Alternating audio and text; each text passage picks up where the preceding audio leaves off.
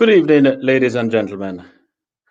Thank you so much for joining us this afternoon for this another one of our broadcasts. Today we will be talking about education, what CRT got to do with it.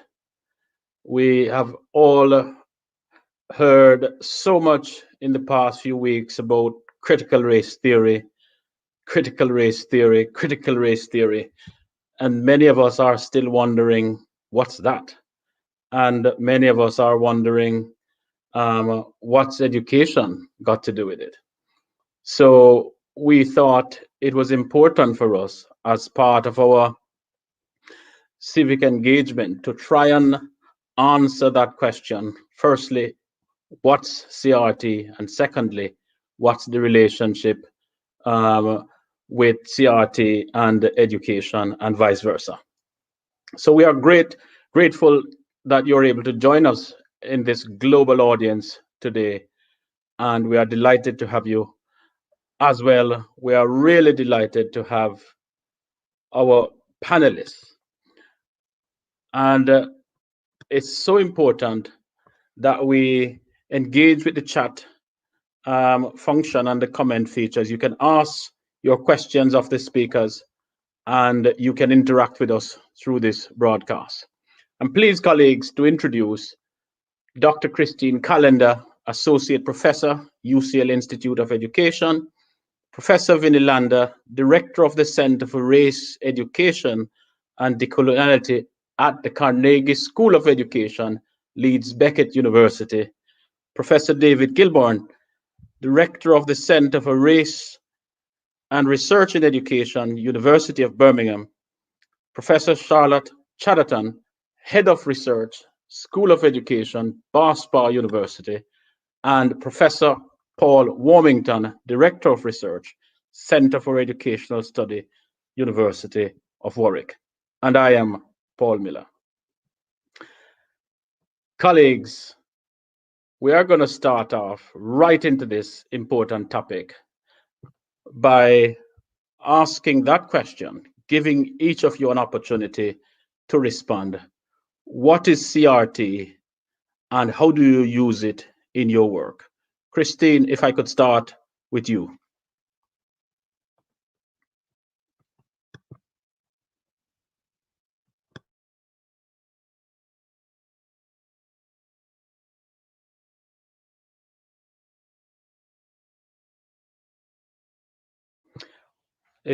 Whilst we figure out what is happening, perhaps we could start with you then, David.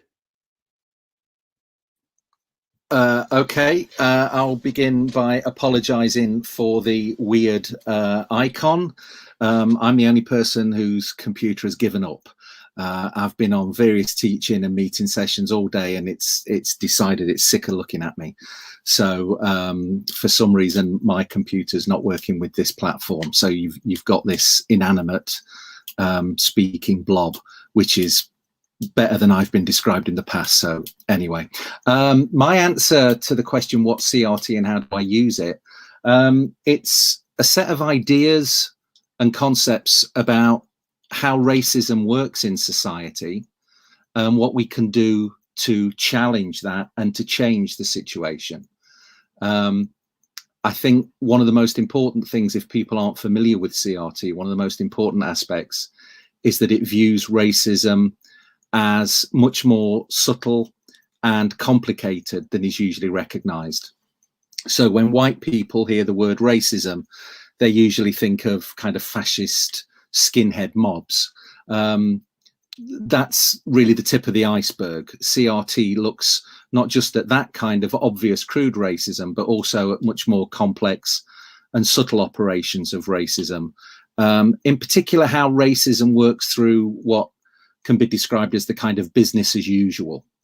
So just the taken for granted, everyday mundane reality of schools, hospitals, courts, that business as usual carries with it a whole set of assumptions and practices which tend on average to actively discriminate against particular groups.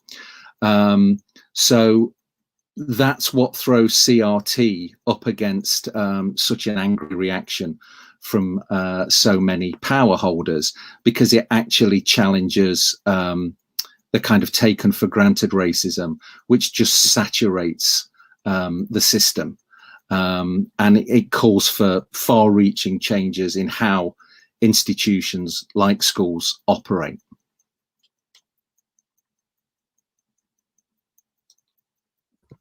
That's very, very helpful, David. Calling for changes. Vinilanda, what are your thoughts? Thanks, Paul. Well, for me, I discovered CRT when I was working on my doctoral thesis, because I was looking for a framework that actually did exactly what Dave was talking about, actually looked at and examined the operations of racism. So for me, it's a liberatory framework developed by people of colour for people of colour, but others as well, to examine and understand the operations of racism. For me, it's a theory based on evidence, which gets to the heart of why racism exists in our societies. Even when we have laws that outlaw racism, even when we have a society full of people who claim to be not racist. So CRT is, for me, and the way I understand it, is based on the notion that racism, as Dave has said, is regular, it's normal, it's a sort of endemic feature of our society. It's manifests itself in subtle acts of racism, both at an individual level, at a systemic level. It talks about how racism changes its forms and is relentless. And for me, CRT exposes the different levels of racism, if you like. And it actually, the other thing that it does for me, which I really found enlightening during my doctoral studies, was that it exposes and deconstructs the inadequacies of notions like liberalism or neutrality and meritocracy. And what it talks about is that any laws that were to do with race equality or equal opportunities are always limited. And if we do make advances in race equality, they're often clawed back. And people understand racism often as those individual acts, but really, I think we're at a turning point where we have to understand it in all its different guises, let me put it like that.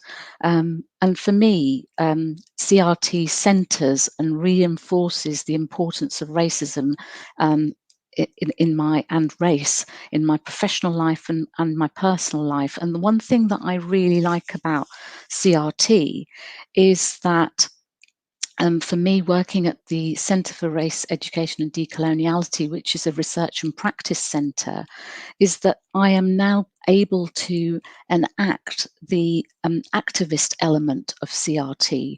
I was often frustrated in my other positions in academia, where I felt that okay, I could write papers, I could give talks at universities and seminars, but I wasn't doing enough to really make a difference on the ground to the teachers in classrooms.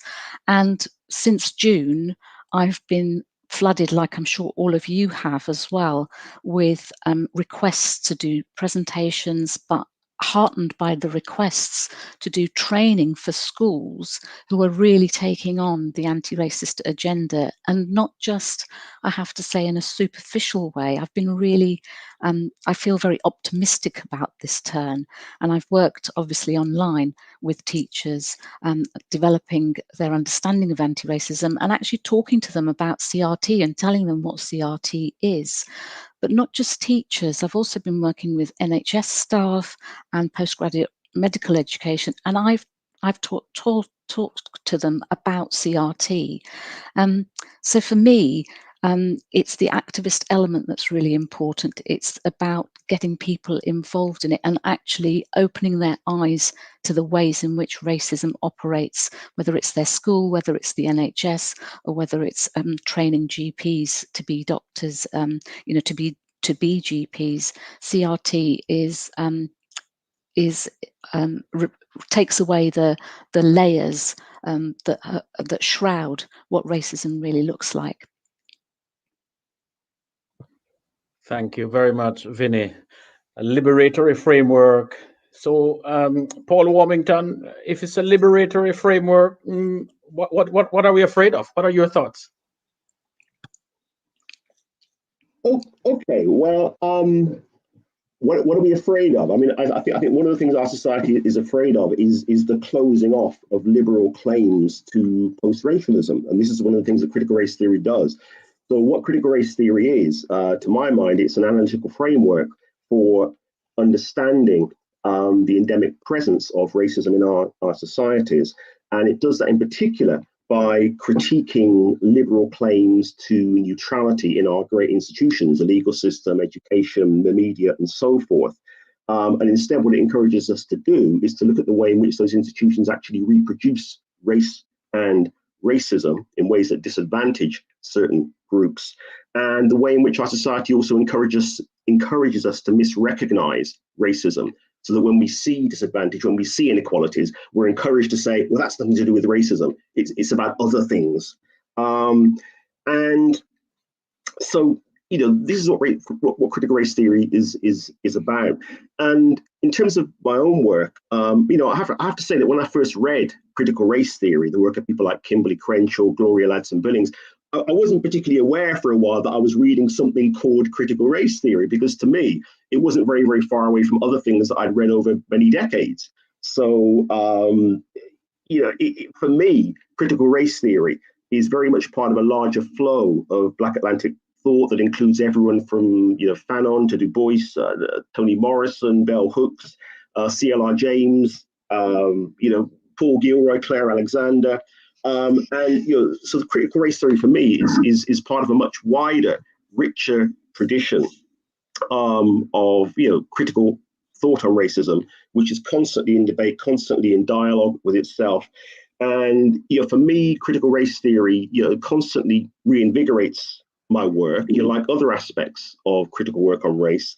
And in particular, what it does is it kind of enables me to focus on race as a permanent social fault line. Derek Bell, one of the founders of critical race theory, talks about racism being permanent. And what he means is that you may have particular pieces of legislation and policy that may have particular effects, sometimes beneficial, usually temporarily. That doesn't mean that race actually disappears as a fault line in society any more than gender will disappear, or sexuality will disappear, or disability will disappear as fault lines in our society. And therefore, it encourages me to recognize, where supposed advances are rolled back.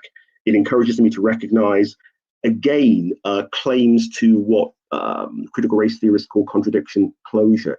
These constant claims that we have in our society that the problem of racism has been solved by this law, or by that law, or by that act, and that we don't need to worry about it anymore. It encourages me to understand what we actually mean when we say that race is a social construction. We love to use that term, but what does it actually mean? And one of the things that it means for critical race theorists is that race is always available as a tool for ordering society. Racism is far too beneficial for elites. Why would they want to give it up, and to give up its advantages willingly? So critical race theory also tells us, as many, many, many other areas of Black thought have told us, that elites never, ever yield power willingly. It's through contest, it's through struggle in various fields. And again, therefore, with critical race theory, again, it tells me about how Black and brown people are viewed in relation to the national interest in the UK, how their voices are excluded from the national conversation. It tells me a lot about the UK's post-imperial malaise. And again, it also encourages me to interrogate the UK's education and political structures in the same way that we often do in the US. So one of the things that we do in the UK is we love to look across the Atlantic and say, oh gosh, aren't those Americans terrible? But what's happening here? And I think one of the things that the transfer of critical race theory from the US to the UK and many other territories today does is it encourages us to look closer to home also, in terms of how race and racism shape our society in fundamental ways. Thank you, Paul. Very, very insightful, permanent fault line, and helping us to look closer to home. Charlotte Chadadan, your thoughts? Thanks, Paul.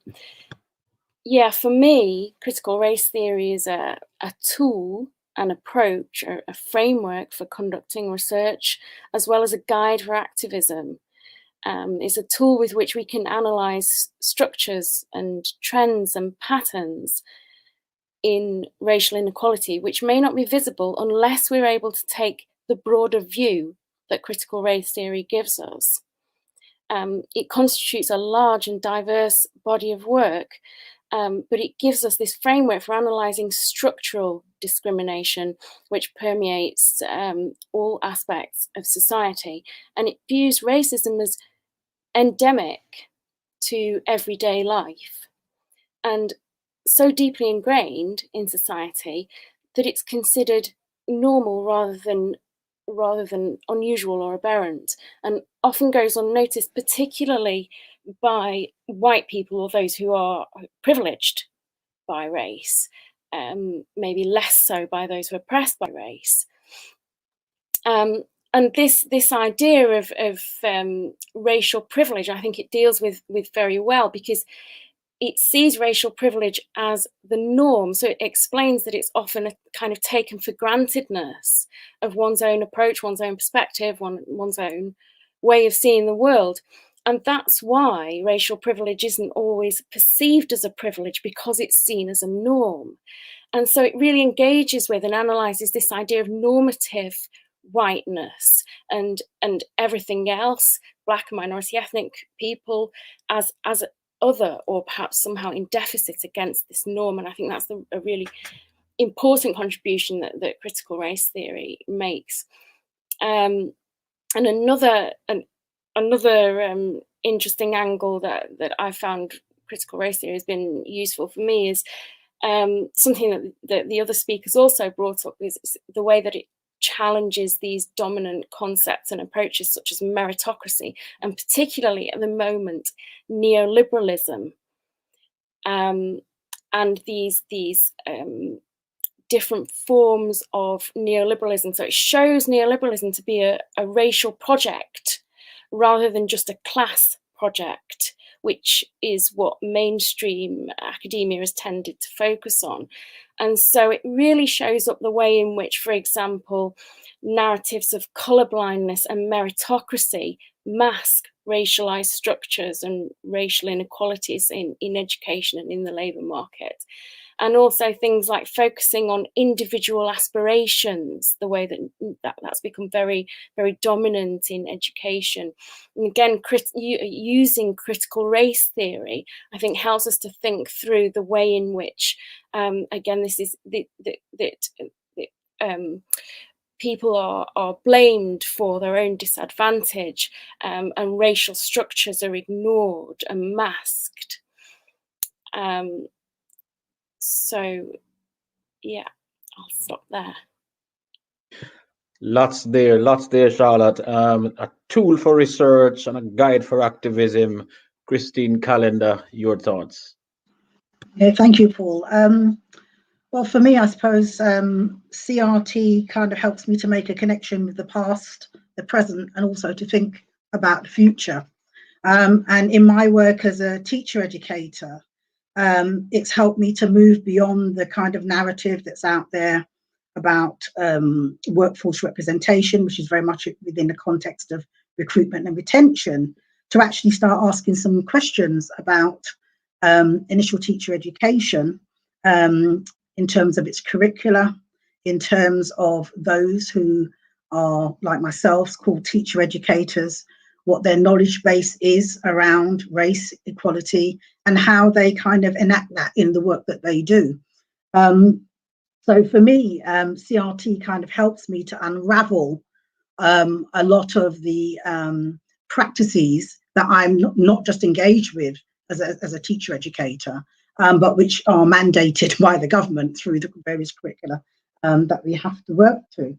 I also use it as well to look at the intersection of race and gender, particularly as it pertains to experience of Black males in education. And that's an area that hasn't really been touched upon very much in this country. And I think that there's a lot of work that needs to be done in that area, because there's a narrative about we need more BME teachers, we need more male teachers, but that male teachers at the intersection of that are actually kind of excluded from that narrative. So I'm quite interested in their experiences of initial teacher training, but also of their career pipeline going into leadership. So for me, CRT, it's a lens, it is a tool, it's a roadmap, and it's a critical way for me to give authentic voice to those people that my research focuses on. And it's a way of acknowledging and making a link between the past and the present, as I've said, and highlighting how things can remain the same for the future. And I think some of the previous panelist members have mentioned that as well. So for me, it illuminates the reality of racism and the ways in which race and racism operationalize in the context where I do my research. It's a way of making race visible in terms of the structures and the processes that appear normal, ordinary even, but where the veneer of normality or ordinariness is not experienced in the same way by everyone. Thank you very much, Christine. Listening to you all, colleagues, I'm a little bit confused because I'm hearing that critical race theory is a roadmap, it's a tool for research, it's a guide for activism, it's a liberatory framework. But what I'm not hearing anybody saying is that it's an ogre or it's something very bad. So David Gilborn, does CRT promote racial harmony or does it sow division? Well, there's already been a little bit of a discussion in the comments around this precise issue, because I think talking about whether it's promoting harmony or division is the wrong question, because CRT is a framework that pursues racial justice. You can't have racial harmony in a society where particular groups are systematically denied not just fair access to services, but sometimes denied life. It didn't get very much coverage in the media, but a couple of weeks ago there was a joint report by the House of Commons and the House of Lords Committee on Human Rights, which basically argued that Black people in this country as a group do not enjoy equal human rights. Now, the people that are challenging critical race theory and challenging its right to be in schools, whether those people are in right-wing think tanks, whether they're government ministers, whether they're people on commissions supposedly examining racial equality, the fact of the matter is that we live in a society which is absolutely shaped by racism and racial injustice. So if people are really serious about racial harmony and equity, then they need to do something about those systemic inequalities. There's a really interesting example in the Human Rights Report, which points out that Black women are 5 times more likely to die in childbirth than white women. And the NHS has said that it, and I quote, regrets that situation, but it hasn't even set a target for when it's going to close the gap. Why would a Black woman be 5 times more likely to die in childbirth than a white woman? The answer lies in lots of critical research showing that actually white medics tend to view Black people as somewhat less human than white people. So they tend not to believe them. They tend to think that they can take more pain. They treat them less well, just as the majority of teachers in schools don't view Black students as likely to be excelling academically. they tend to view black students, especially boys, to pick up on Christine's point, they tend to view them as more likely to be a cause of problems. I mean, I've seen a report on a black student who'd only just joined a school, and the report said, no problems yet. Well, the kid hadn't done anything. It was, you know, we're just waiting. We're watching really carefully. We're just waiting for them to step out of line. Now, you know, those kind of things are just daily occurrences, lesson to lesson, minute to minute. So I think that's the kind of really uncomfortable challenge that CRT poses. And the reason that you're seeing such a kickback against it at the moment, I mean, CRT is not new. It's been going for 30 or 40 years. The reason there's such a kickback at the moment is because I think, as several of the other speakers have said, we're at a moment where actually things could change. The Black Lives Matter protests around the world really drew attention to this. I mean, it's interesting that the government set up a commission to look into racial and ethnic disparities, and it's put in charge a black academic who has pretty much staked his academic career on arguing that there's no such thing as institutional racism, and black boys fail because they don't work hard enough and their mothers are too soft on them. So that commission is not, it's set up to produce a whitewash report that you know is going to blame, as Charlotte says, it's going to blame people for their own disadvantage. But it's really interesting that the government has even bothered to set up that commission. And you know, I won't go into the details, but CRT has analyses of various things in the past where exactly this has happened. The point of these commissions is to try and diffuse the protest, and as Paul said, the protest is the only way that change happens for racial justice. You know, the oppressor doesn't wake up one morning and decide they're going to be slightly less racist today. They're forced into that position, whereby if they don't give something, they could lose a lot more. And you know, this is one of the key concepts in critical race theory. But as Vinny said, when you look at that concept, it's called interest convergence. There's a moment where power holders think we better make things better, otherwise we could lose more. That moment is short-lived, and the inequalities are clawed back almost as soon as the action has been taken. I mean, I was involved in a research project with Paul and other colleagues where we looked at what had happened to race and education in the 20 years following the murder of Stephen Lawrence. And we found that actually 20 years after Stephen's murder, the inequality in attainment between Black Caribbean students and white British students was pretty much identical. So despite all the grand rhetoric, the changes in the law, which then weren't actually prosecuted and became meaningless, nothing had changed. And yet every year, politicians from across the board celebrate how much has been achieved after the Stephen Lawrence case. So I think, you know, we're at a moment where actually this could go one of two ways. And all of the attention, the negative attention being thrown on critical race theory, I think is a sign of how useful and powerful critical race theory is in unmasking those processes that create and sustain that systemic racism, which the elites across the top of society, and they have spokespeople of all different ethnicities, those elites are trying to protect that racist status quo.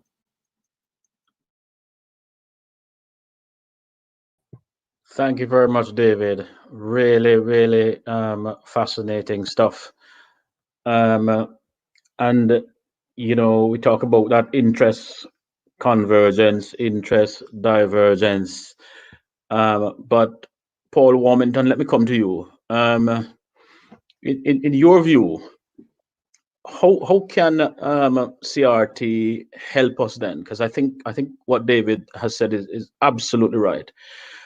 How can CRT help us to understand, to unpack some of the historical legacies of racism in the British education system?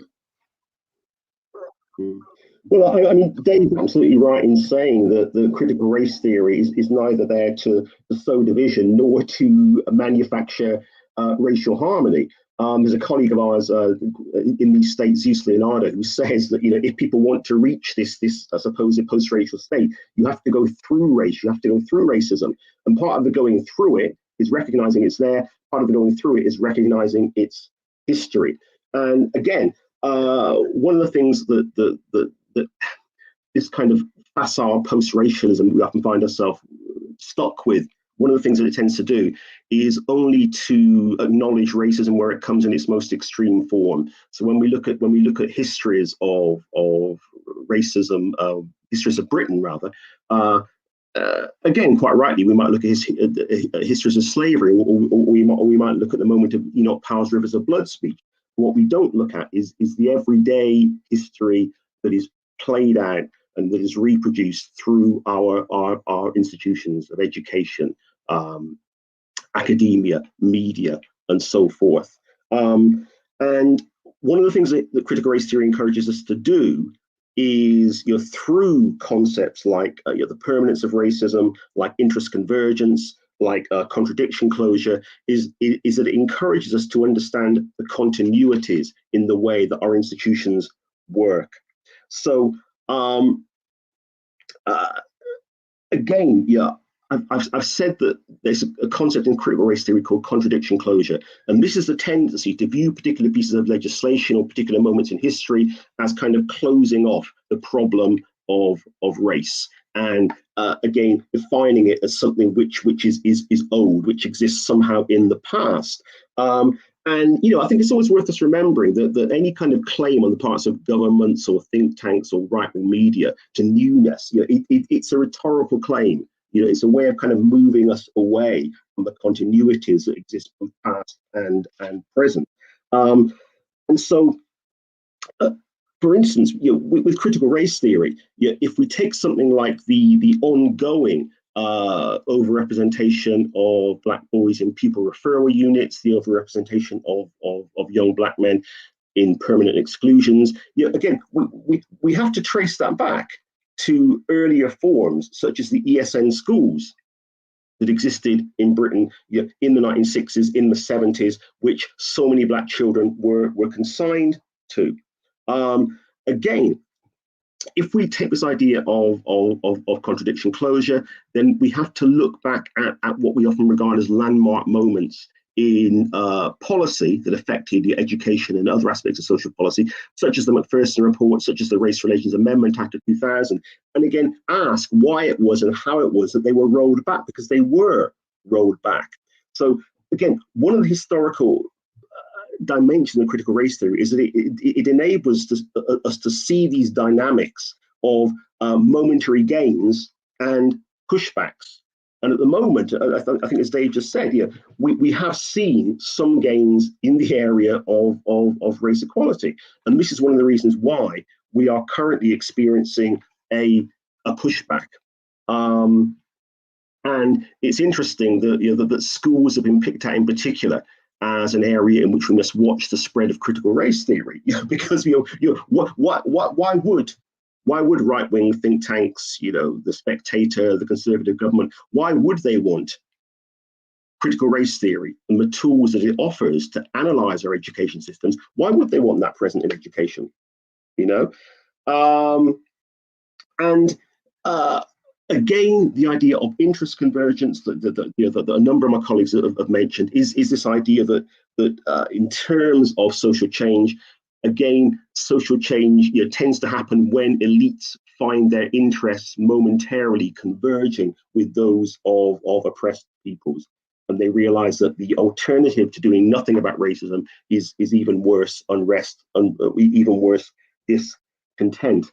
And again, that's another important dynamic to understand and to look for historically, because one of the things that it does is it makes visible the presence of Black communities in educational and social change. And it's very, very important if we want to be proactive, if we want to have any kind of sense of agency, it's very important to understand that any changes that have happened in our society, any changes that have happened in education, haven't happened because of the largesse of governments, because of the largesse of elites. They have happened, through the ongoing work of black and brown parents, communities, the work of the great activists around education and other dimensions of UK society.